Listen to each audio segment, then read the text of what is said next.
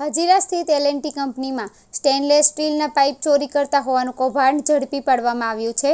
L&Tથી તારીખ 5/12/2023 થી તારીખ 6/6/2024 દરમિયાન હજીરા L&T કંપનીના SFUC યાર્ડમાં રાખેલા 300 NBના SS પાઇપ નંગ 99 તથા 400 NBના SSની પાઇપ નંગ 1072 મળી કુલ 206 પાઇપ કિંમત ₹5,87,20,217ની ચોરી કરવામાં આવી હતી.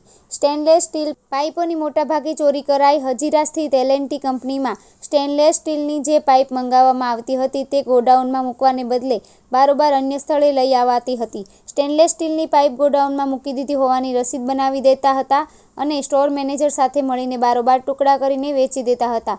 L&T કંપનીના પ્રોજેક્ટ એકાઉન્ટન્ટ નીલાંજન ચક્રબોર્તીએ જે ચોરીમાં ગયેલ મુદ્દામાલ જે ગોડાઉનમાં રખાયા તે ગોડાઉન ભાડે રાખનાર પવન કમલેશભાઈ શર્મા રહે 15 બંસીની ચાલી અશોક મિલ પાસે નરોડા રોડ મુખ્ય આરોપી અશોકભાઈ માંગાભાઈ પટણી રહે શાંતિનગર છાપરા ઘર નંબર 13 મેઘાણીનગર છેલ્લા બસ સ્ટેન્ડ પાસે 2 નૂર અલ્લા મતીઉલ્લા ખાન રહે plot number 6 Royal Colony Sunshine Park Nashik Maharashtra LS પાઇપનું ઇલેક્ટ્રિશિયન મશીનથી કટિંગ કરી પાઇપોના ટુકડા કરી અલગ અલગ વેચાણ કરતા હતા. સ્ટોર મેનેજરની મિલીભગતથી પાઇપ સગેવગે કરતા હતા.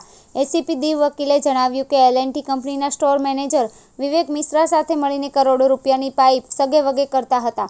પાઇપના ટુકડા કરીને અલગ અલગ જગ્યાએથી વેચવામાં આવી હતી.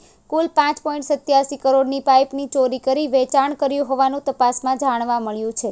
તેને પાઇપ વેચવામાં આવી હતી તેની પણ તપાસ કરવામાં આવી રહી છે અને અન્ય આરોપીની પણ તપાસ ચાલુ છે. અત્યારે જે 3 આરોપી ઝડપાયા તેમનો કોઈ ગુનાહિત ઇતિહાસ છે કે નહીં તેની તપાસ ચાલુ છે. આરોપીઓની મોડેસ ઓપરેન્ડી એવી હતી કે જે કંપનીના યાર્ડમાં સ્ટેનલેસ સ્ટીલની પાઇપો મૂકવામાં આવતી હતી તેને બદલે ખોટી રીતે રસીદો બનાવી અન્ય ભાડે રાખેલા ગોડાઉનમાં લઈ જવાતી હતી. CCTV સહિતના અલગ અલગ પુરાવાઓની શોધખોળ કર્યા બદલ આરોપીને ઝડપી પાડવામાં આવ્યા હતા. ગતરોજ તારીખ 27/6/2024ના રોજ જે ડિવિઝનના હજીરા પોસ્ટે ખાતે IPC 457, 457, 380 મુજબનો ગુનો દાખલ કરવામાં આવેલ હતો. આ બનાવની વિગત એમ છે કે ગત તારીખ 5/12/2023થી લઈને 6 જૂન 2024 દરમિયાન હજીરા સ્થિત L&T કંપનીના યાર્ડમાંથી કુલ 206 નંગ સ્ટેનલેસ સ્ટીલના પાઇપની ચોરી કરવામાં આવેલ હતી, જેની કિંમત ₹5,87,20,000 જેટલી થાય છે, જે ચોરી થવા પામેલ હતા. જે બાબતની ફરિયાદ L&Tના પ્રોજેક્ટ એકાઉન્ટન્ટ દ્વારા આપવામાં આવેલ હતી અને જે અંગેની વિધિસરની ગુનો ગત રોજ દાખલ કરવામાં આવેલ હતો. તેમજ હજીરા પોલીસ સ્ટેશનના PI VL પરમાર તથા તેમના સ્ટાફ દ્વારા ત્વરિત તપાસ કરી તેમજ CCTV સર્વેલન્સ તદુપરાંત અનેક CDROને તપાસ કરીને 3 આરોપીઓને આજરોજ ઝડપી પાડવામાં આવેલ છે.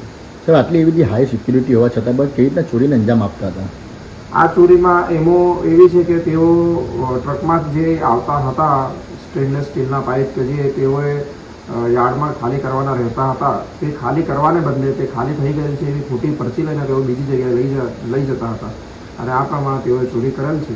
તેમજ આ બાબતમાં વધુ તપાસ હજુ જારી છે. કેટલા મુદ્દામાલ થયો છે? મુદ્દામાલ કોઈ રિકવર થયો છે? મુદ્દામાલ રિકવર કરવાની હાલમાં પ્રક્રિયા ચાલુ છે. અમે એ દિશામાં આગળ વધી રહ્યા છીએ. શું ક્યાં વેચી માર્યા હતા કે ખ્યાલ છે એવું? આ એમણે અલગ અલગ શહેરોમાં વેચેલ છે. એના માટે અમે અલગ અલગ જગ્યાએ ટીમ રવાના કરેલી છે. આરોપીનો ઇતિહાસ શું છે સાહેબ? આ આરોપીઓ પૈકીના એક આરોપી જે કંપનીમાં નોકરી કરનાર વ્યક્તિ છે જેનું નામ પવન કમલેશ શર્મા છે. તે ઉપરાંત અન્ય એક આરોપી નૂર અલ્લા મતીઉલ્લા ખાન કે જે નાસિક ખાતે રહે છે અને અન્ય ત્રીજો આરોપી અશોક મંગળભાઈ પટણી કે જે મેઘાણીનગર અમદાવાદ ખાતે રહે છે. હાલમાં આ આરોપીઓના ગુનાહિત ઇતિહાસની પણ તપાસ ચાલુ છે.